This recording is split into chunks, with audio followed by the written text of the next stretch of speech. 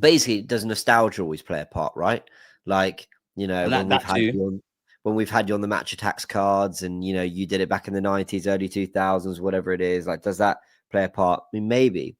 But I just think actually to do it in this era, and look, I'm no expert on what football was like back then. I started watching in 2006, but to do it in an era where the game is more tactical than ever before, where teams have more footage of you, more data on you, more everything. Like like one thing I can know this for sure: teams are more prepared for the opposition they're facing than they've ever been, ever. And managers have spoken about that. So I look at that and I think for Haaland to still basically be going, yeah, you prep for me, you do whatever you like, I'm gonna score. That's another level.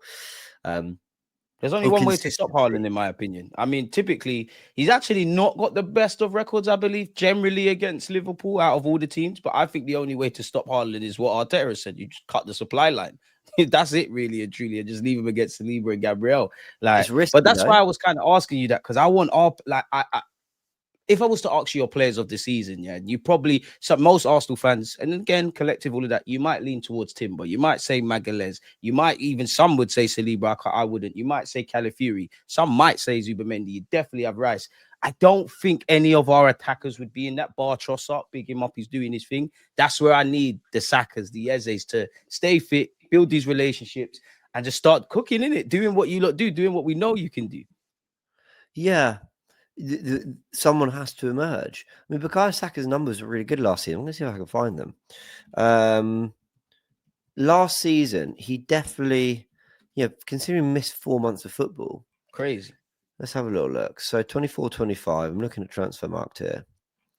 So his numbers were, he missed 4 months of football and he put up 12 goals and 14 assists in all competitions. So that's 26 goals and assists in 37 games. World class. Like, that's really good output. Like, fair play to him. So imagine he played that 26 GA. I think he'd have hit 35. 35 across the season would have been a really good output campaign from Bukayo. So I wonder whether he can get back to that. You know, he scored the penalty the other night in Prague and he got the goal. Really good goal, may I say, in Sunderland. So I think he can start. What's he on this season? Let's have a little look. Again, he spent a month this season.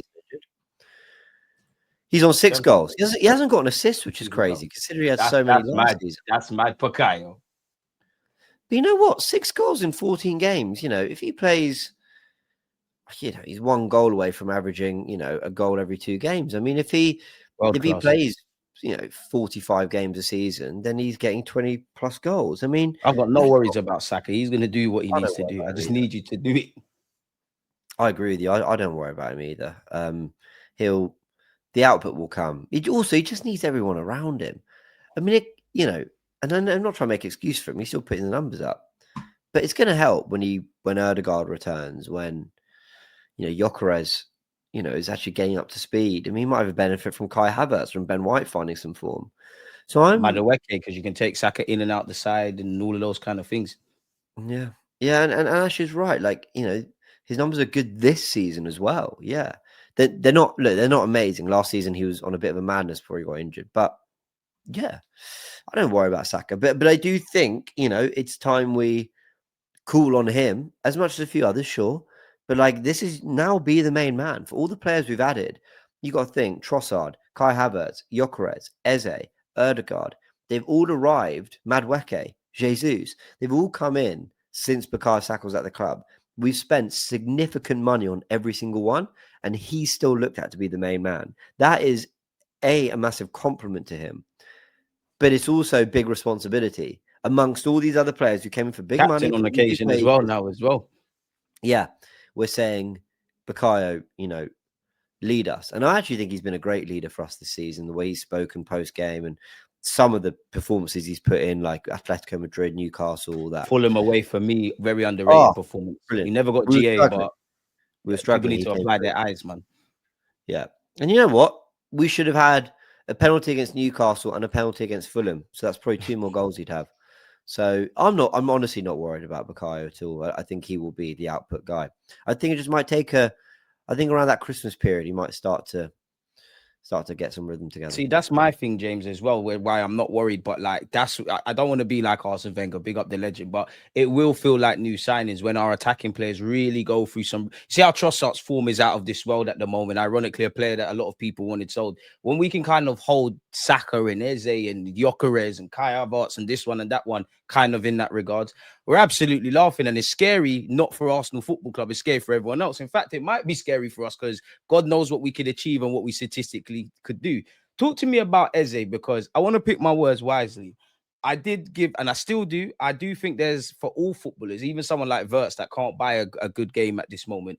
I feel when people deep that these man, they might flop, but they're signing 4 or 5 year deals, and you're judging them 10, 11 games into a season where they're chasing fitness and all of that. Obviously, with Eze, the way you play at Palace, even though their manager's great, tactics, all that stuff, it's similar in that he's an overthinker. But there's a lot you got to get up to speed with individually and collectively. You've got to adapt. You've got to do all of that kind of stuff. I don't think he's been terrible. I would say a 6 with 7 moments out of 10. I must admit, though, James, I do have an element of underwhelmingness from Eze because I expect a lot more. That's not a critique. It's just I think there's more to come. But what have you made of Eze? I think to be fair to him, like he hasn't half played a part for someone who's struggling. You know, got the equaliser. Let's have a look at Arsenal's games, right? I'll be He's able to doing his remember. thing, man. That his performance against Newcastle out of this world, that assist for Martinelli, he's doing his thing. Like he is doing his thing, but you're fitting in. I just want you to stand out because when we signed him, obviously forget the Crystal Palace highlights and stuff, but like bear it in mind. If somebody said Eze to me, I'm like talisman. You and Saka, talisman. Like, and then you throw in an Odegaard and Gyokeres. But yeah, man, he's doing all right. Yeah, it's a great question. Ash says people forget that Eze's role is massively different at Arsenal. True, and he's played We'll all about definitely the touch place. on that in a sec. But let's look at the games, right? So his first full debut was Forest at home. I thought he was great in that game. Got an assist. I thought he was generally very, very good. Then the week after, Man City, I thought he was really good when he came on. Facts. Okay, actually, I'm exaggerating. He was good, but the pass to Martinelli was really, really good. Port Vale, I know I skipped Bilbao. He didn't play great in that. Port Vale got the opening goal. Newcastle, I thought he played brilliantly in that game. Brilliant. Can't remember how he played against Olympiacos. I think he was out the team or started on the left. I can't remember. No, maybe he came off the bench. If I remember right. West Ham, it's him who makes the underlapping run or that kind of run in between centre back and full back. He should have bagged, but it's cool. Yeah, his shot, he should have scored earlier in that game, but he makes that first goal happen. Fulham away, he struggled. Atletico at home, I thought he played well. Genuinely, I thought he had a good game. Yeah. Played some lovely balls in behind. Palace, he wins us the game. Brighton, he's just doing a job on the left, probably in second gear because he doesn't want to get injured. Burnley away, I thought he looked a bit brighter, if I'm honest. Slavia Prague, barely in the game. Sunderland, barely in the game. So, I don't know. I feel like, again, Palace at home, for example, he won us the game, but I don't think he played that well. I get that people are a little bit underwhelmed, but he is a moments player. And I actually, like, when we signed him, I wanted him as a left winger. Much better. I never saw him as a 10. I think a lot of people saw him coming in and eventually displacing Odegaard. You would have him on the left? Always. Honestly, from the moment we signed him, I said, this isn't to replace Odegaard, it's to elevate him. Because now the creativity goes through 2 different streams. The eyes are on 2-3 different players. It frees up Odegaard a little bit. And then you got Gyokeres occupying centre halves. Saka, there's space now. I think we can have a lot of quality dominating games. So I think Miles will come back in at some point. And when you've got the likes of Miles, Eze, Odegaard, Zubimendi, all kind of floating around Saka, Gyokeres, that for me, that's what I want to see from Arsenal. I think we're laughing. I've got no complaints about Eze. Oh, sorry, go on. No, I'm just saying I got no complaints about Eze. I just think there's more to come and there will be more to come. Yeah, he'll get there. And I know I've sort of defended Arsenal in every single point I've made here. Don't get me wrong, I have some concerns about certain things. I can't really be too critical after 10 wins. Let us know these concerns as well, man. 4 points clear. Like the concerns are more just like, oh, that could be a bit better. But I promise you, if we were looking at this through the lens of Man City, Chelsea, Sunderland, even Liverpool, whoever's at the top there, whichever team it is, we can pinpoint problems they have. The league is too competitive to, you know what? It's more diverse in its tactics than ever before.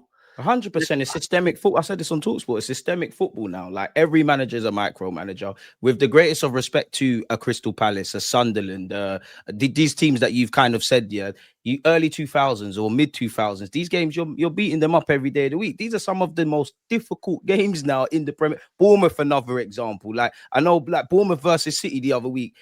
Early 2000s, City weren't even that big of a club, but they'd probably be the favourites. People might not even heard of a Bournemouth. Now, Bournemouth are potentially the favourites. Like it's obviously money and the caliber of players going to make a difference, but it's never been about more coaching and the system and all of that kind of stuff than it is. I genuinely think it's a level playing field, and that's summed up with Arsenal. Well, right against the top six. I know we drew against City, we lost against Liverpool, but in the last 3 years, top six are bread and butter. We've been beating them up. It's been the bogey teams, the smaller clubs, the games that we're going to win on paper where we've effed up. So it's reflected in the current state of where we are, in my opinion, James. Yeah. I think the game is more tricky than ever before. Like, so for example, they were praising Sunderland for bringing the ad boards close to the pitch. But in my head, and I wish I could take credit for this, but I remember watching it thinking, that's a bit, I don't really know why they've done that. And then I think it was Tim Stillman and a few others made the points on X that, Sunderland actually benefit more from the long throw than we do. Exactly. So it's little things like that where you go, but that really just goes to show that Arsenal and Sunderland may well adopt similar tactics in a game at times. When I did that analysis on the second half of Arsenal's game against Sunderland, we had way more shots. We had way more big chances, and we could all see on the eye we were better. But what if I told you we completed less passes in that second half than we did in the first half? I would say, yeah, we did, because we were a lot more adventurous in the second half. Okay, well, there you go. So, and that's the lens through which you see it. But that surprised me. I thought we had so much control. But you're right. Like, we were more direct. We were punching it into the box a lot quicker. We were trying to make things happen.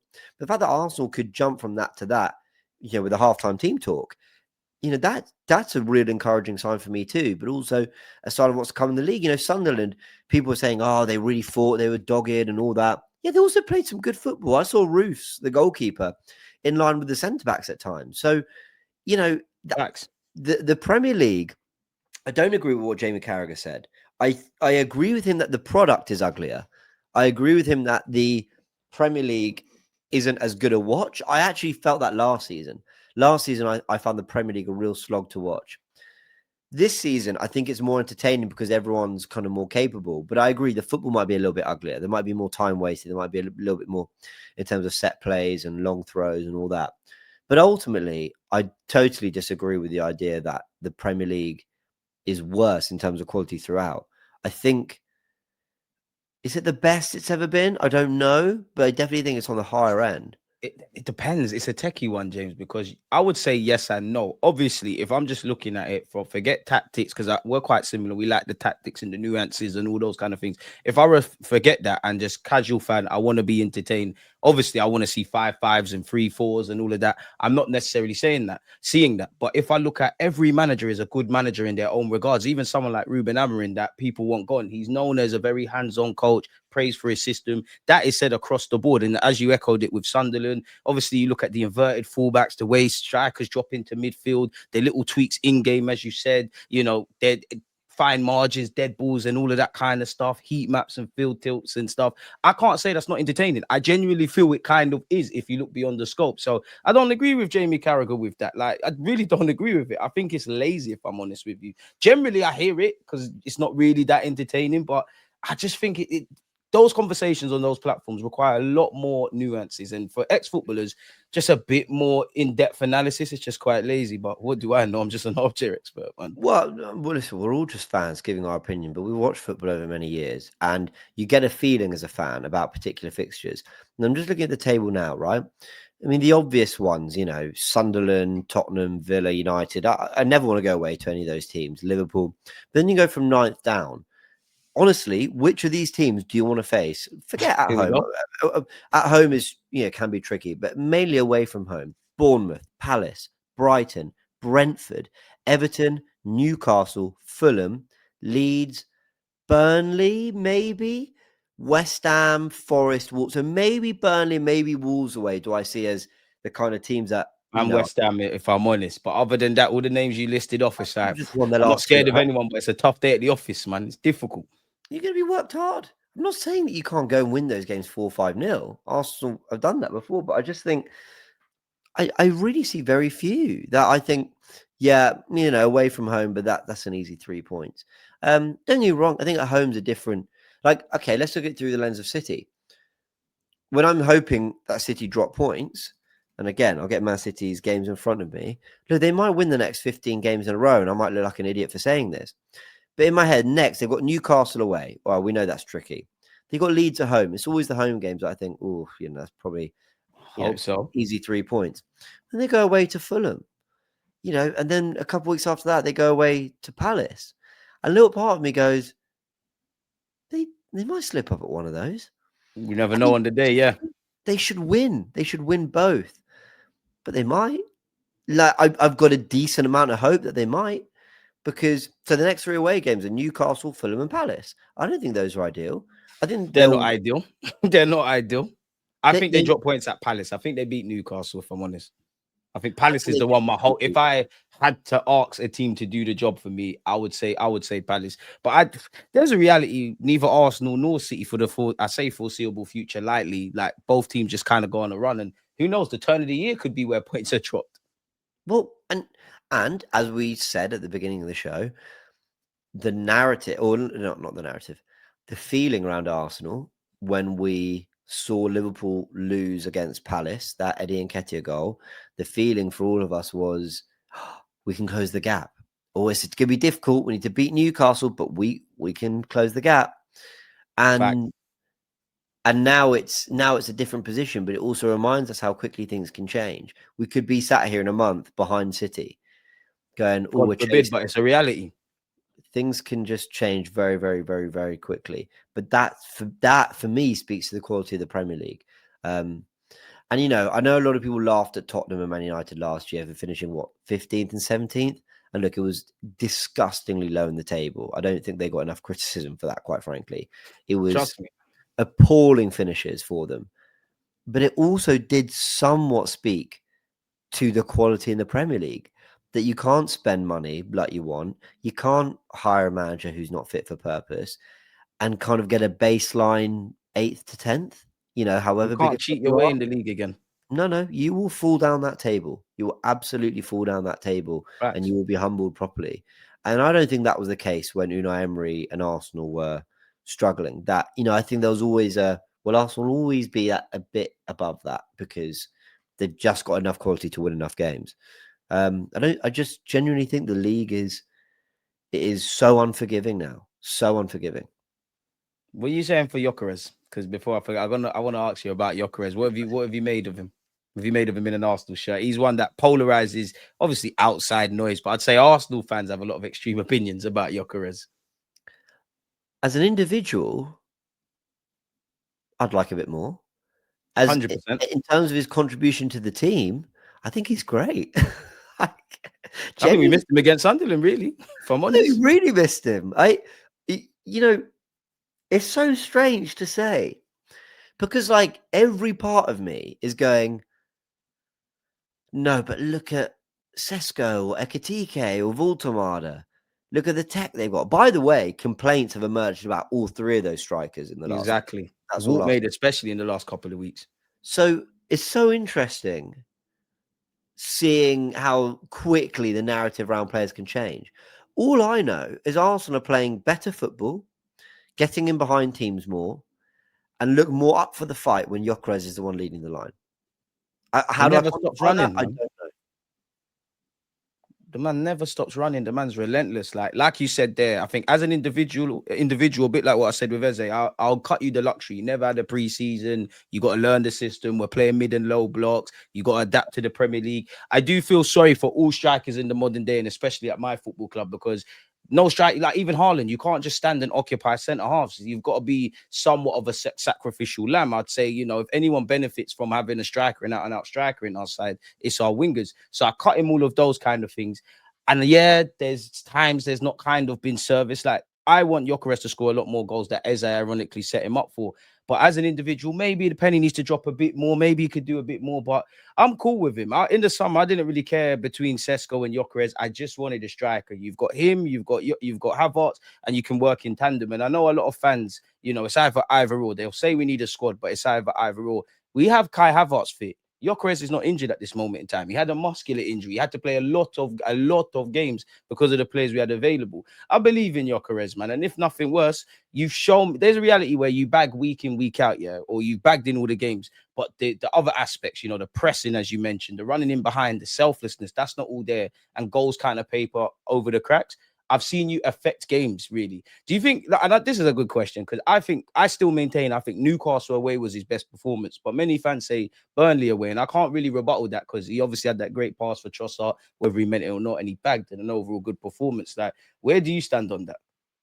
On what bit? Sorry, his general Gyokeres' performance. best game in an Arsenal shirt. Do you think it was Burnley away or Newcastle away?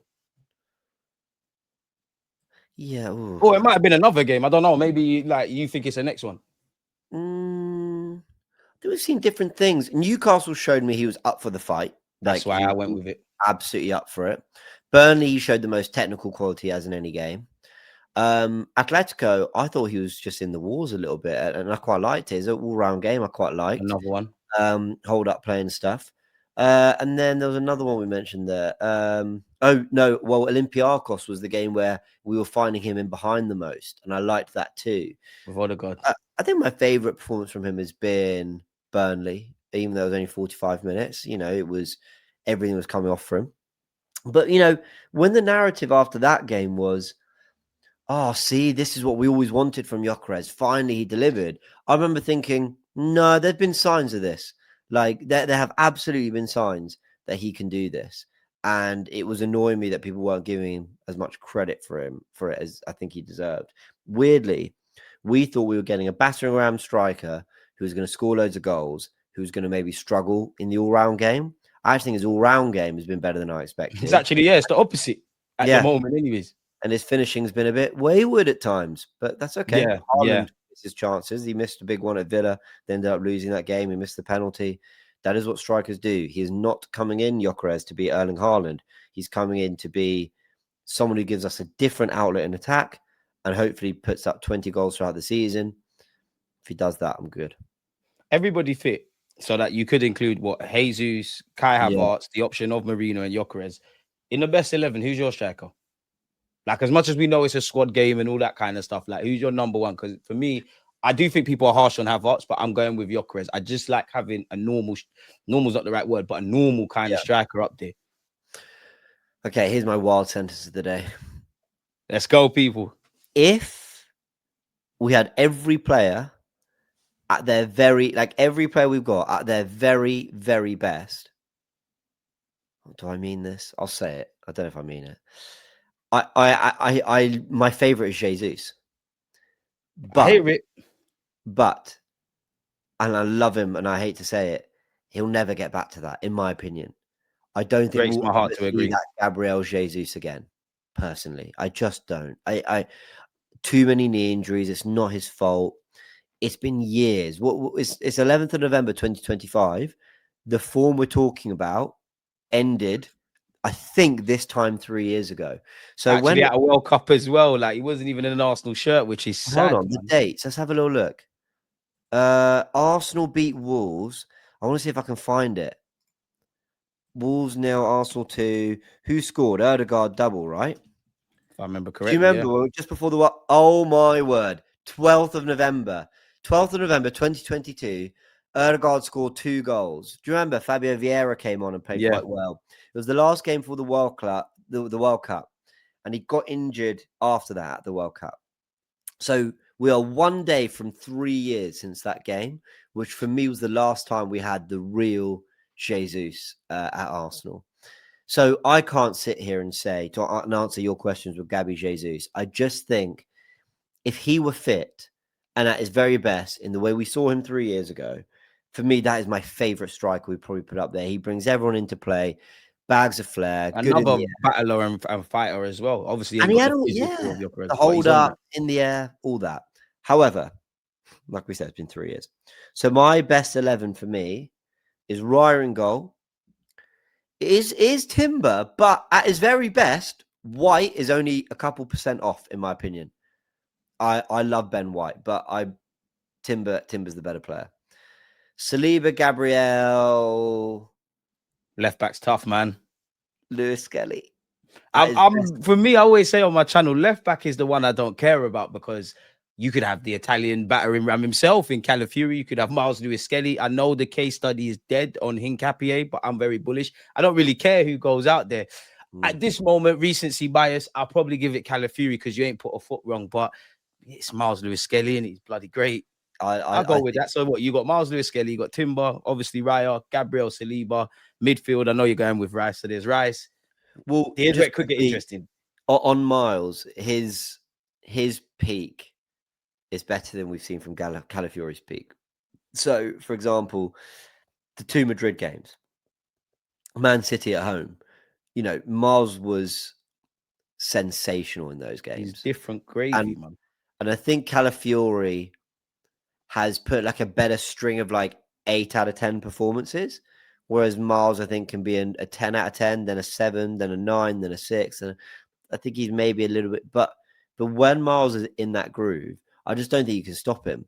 Like that goal against Atletico Madrid, where he's driving through the team and rolls it to Martinelli. He's a bully, man. He's a bully. Like, brilliant, he's got it. brilliant. Miles Lewis Skelly's got it. Well, I know people are doing it. I do think this as well, James, in that, you know, you can't have it two ways. You can't talk about Arsenal having a squad and all of this, and then we can't. And I'm the same, and cry when your favorite players are not involved. Like, it is what it is. Calafiori has not put a foot wrong. As much as I want Timber to get more minutes, Ben White to get more minutes. Timber ain't put a foot wrong. We need 3 points. You mentioned Emery. Yeah, like obviously if we were 8th and we had 5 games and it's inconsistent, then yeah, other people got to get thrown in. But this season is all about the 3 points first. All that extra stuff second, in my opinion. It's just me though. The rest of the team, Rice and Zubimendi, and then it's Saka, Erdegaard, and Eze on the left with Gyokeres up front. That for me, everyone at their best. For me, that's the. But I mean, you can bring on Martinelli and Madueke.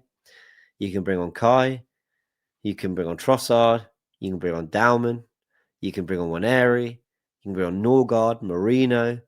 It's ridiculous. White, Calafiori. It's a joke of a squad. So let's get them all fit. Gabby Jesus too. Let's just get them fit and back. There's some reports from Tom Canton, I think, that there might be a behind the scenes against Cardiff today, behind closed doors friendly. That's multiple opportunities because you got behind closed doors friendly where our 21s are playing Cardiff. There's opportunities for these guys that are injured maybe to get 20 minutes, half an hour, 45. I don't know. I'd imagine Arsenal's first team players though would play behind closed doors. You know, Arteta. So I got that wrong. I think it's under 21s, not. No, you're right because I think me and you are conflating two things. I think we're playing the 21. The 21s are playing Cardiff today, but there's also rumors of behind closed doors friendlies during the international break. So I think it's kind of both of them. So yeah, you're not wrong, James. You're not wrong. Okay, well, let's see. That would be really, really interesting. To see who gets minutes in that because we need them back, man. North London derby. This is big. We'll get onto it, but the run of games, we need everybody back fit, and obviously the byproduct of that is the players that are fit are having to play more minutes. Unfortunately, people are going off, and I won't say unfortunate because they're honoured to play for your country, but from a selfish Arsenal point of view, players playing for their countries, it gives us a bit of nerves in it. You want players to come back and just kind of be okay. What do you think of this? Is there any possibility Gabriel Jesus, Kai Havertz, and Gyokeres could all play in the same 11? It'd be nasty, but I think it could work, you know, on a game-by-game basis. It wouldn't be my first choice, but I think I could only get 2 of the 3 in the team if I was the Arsenal manager. You could do it. You could put Jesus on the left or on the right. You could put Havertz in the left 8 and Gyokeres up front. Would I want to see it? No. I think there's too much lacking technically there, if I'm honest. Look, Gabby Jesus is a very technical player, but not from like a midfield perspective or like a winger perspective. You know, it's not like he's dropping. Now, when Jesus plays out wide, he does a job, but he's not like tearing apart his fullback time and time again. Kai Havertz isn't one to control midfield. He'll want to run off Victor Gyokeres, but is Gyokeres someone who do we trust his touch and his control and his overall game enough to bring in a Kai Havertz? I think if we're chasing a goal, yeah, get your strikers on the pitch, get your 9s on the pitch, but We got too It many. I wouldn't be don't think my we'll ever first. see it 'cause we got too many options. Too But that's many. what we want. We want those options. And like, even again, as much as for me at this moment in time, I don't really think our strongest 11 is like it has Eze and Odegaard in midfield. But I think that's what annoyed me beyond the obvious about Odegaard's injury, because a lot of Arsenal fans were doing, oh, Eze, Odegaard, which one? Arteta went, you know what? Fuck it. I'll give you both of them. Both of them started, obviously got injured, but you need the scope for that. You need the scope for Jesus. You need, like, this is not going to be my first choice stuff, but you need the abilities to be able to do that. It all depends on the game state and what we want. Like, based on this question, shout yourself, Linz. The only way you could do it for me is obviously Jesus off the left, Gyokeres through the middle. Kai would have to, for me, it's not Odegaard, but you can replicate what he does off the ball. You'd have to go into that role. And then I'm probably over reliant, if I'm honest with you, on Rice, Zubamendi, or you could get an Eze or whatever in there to kind of give me what I want technically. When I look at those three, it's just chaos. It's chaotic. Havertz box crashing or dropping deep. Gyokeres the same. Jesus just being what I call Brazilians in it. So yeah, I'm with James in that it could work, but on the ball, what we'd want from midfield, the kind of fluidity across 90 minutes, you're probably a bit more reliant on the other more technical midfielders, and you're probably relying a bit more on a Miles Lewis-Skelly or a Calafiori to kind of help us in build-up play. So I can't say I'm on it, but I think the biggest theme is we need all of those players back. Bit of a trick question for you, James, yeah, but because obviously you want all of the players back and all of that jazz, yeah, but which player would, if you could only put your hat on one, like out of all the players that are injured, which one would you want back today, like right now? Odegaard. That's mine. Yeah. Between Odegaard Yeah. and Gyokeres, to be fair. It's a I forgot techie about one, Gyokeres. man. It's techie. It's not. It's one where you can't really answer. No, okay, it is Gyokeres because ultimately we've got Eze and Waneri, but no, we miss Odegaard. We do miss him. yeah, it's one I of think we those see out two. the Sunderland game with Odegaard, if I'm honest, just because of the press and the structure and all that jazz. I think we'd have had more control earlier on as well. Exactly. Yeah, I think the team had done quite well. People need to remember that when people say, "Oh, we didn't really have control against Sunderland for the first 45," it's like, yeah, well, we came up against fourth in the table, away from home, with what is still a new midfield. Zubimendi and Eze signed this summer. Right. There's Yeah, key. exactly. It's. I don't really know why the expectation was Arsenal. You have to have a big window. You have to sign loads of players, and you have to bed them in immediately. I don't really Agendas. know. Like, we're seeing Nico start to ball out for Man City. He's been there He, for over a he, year. he was he was poor. He's been there nearly a year. He was poor at the start, or average, or whatever. I don't know. People have watched him more than me, but it just takes time. Like it's happened with Liverpool players, where they just take a year sometimes just to settle. Like Liverpool fans weren't loving Gakpo at the start. Exactly. Szoboszlai's in his best form now, but it's his third season there. So Gravenberch is only under Slot. Has he looked like a proper kind of player? right, He weren't really doing much under Klopp. right, it can happen. It can absolutely happen. So yeah, I'm pretty relaxed about the fact that our team need a bit of time to click. It's But that's the just jarring thing, do it James, though, soon. man. Many people don't see that stuff. Like they just new signings will be what is all the attraction, but developing relationships, improving existing players, summed up with actually Saliba and Gabriel Magalhaes and their development at this football club. You need to give people time. That's why I said at the start, I'm not going to do too much. 11 games in to a 4 or 5 year contract for half of these players, whether they flop or not. And I always say, just generally in the Premier League, from August, I'm looking to get to the 10-11 game mark, because it's now where I get to see kind of what, simply put, what every team's about, James. Like now Yeah, you've had time to get some fitness and fluidity. We kind of know what you're saying, type of thing. yeah. That's just me, though, man. No, I agree. We're into the biggest stretch of the season now. When we come back from the international break, it will be end of November to mid-March. That's basically 4 months, right? Wait, into December, January, February. That's 4 months of relentless football. So Relentless that football. leads me to bring this up there, James, man. Like, let me Yeah. remove the comment. I'll come back to your question, my boy. Let me zoom in a bit, because not even I can see. But you touched on it. How are you feeling then about these run of games? North London. Let's start with November. North London derby, obviously. Bayern at home, Chelsea away, and then obviously, early into December, you got Yeah. Brentford and Villa. I think a bit much is being made. Of course, it's a tough run. Of course it is. But two of them are at home. So we return with the North London derby and Bayern. Of course, they're massive, massive, massive games. We then go away to Chelsea. Yeah, it's not an ideal 3 games in a row. Of course it's not. It's followed by a home game against Brentford, so which is, okay, 3 days later. A trip to Villa Park, trip to Bruges, home to Wolves, away to Everton, home to Palace. And that takes us what? Oh, then Brighton, and then Villa at home, and then 2 more home games. I don't think the run to the new year is that terrible, if I'm honest. Of course, there's some sticky games in there, but welcome to football. Welcome to the Premier League. There are going to be Thank you. loads of sticky games. I just think, because I promise you, if you pull up Man City's, it looks awkward too. It's just the nature. It is honestly just the nature of, you know, the the football landscape right now. Yeah, because I had a little look at this. So Man City have Newcastle away, Leverkusen at home, Leeds at home, Fulham away, Sunderland at home, Real Madrid away, Palace away, Brentford at home, West Ham at home. Where does that take them to? Forest away, Sunderland away. And then when you go into the new year, they have Chelsea, United, and they've got Liverpool. There you go, Liverpool and Tottenham back to back. That's by beginning of Feb. See why squad rotation and availability is crucial at this point in the season. Right? So there are patches of games that are coming thick and fast for all of us. They have Man United, Tottenham, and Liverpool away all in the space of 2 weeks, I think that is. 2.5, 3 weeks. Listen, honestly, Arsenal fans, do not get bogged down in what our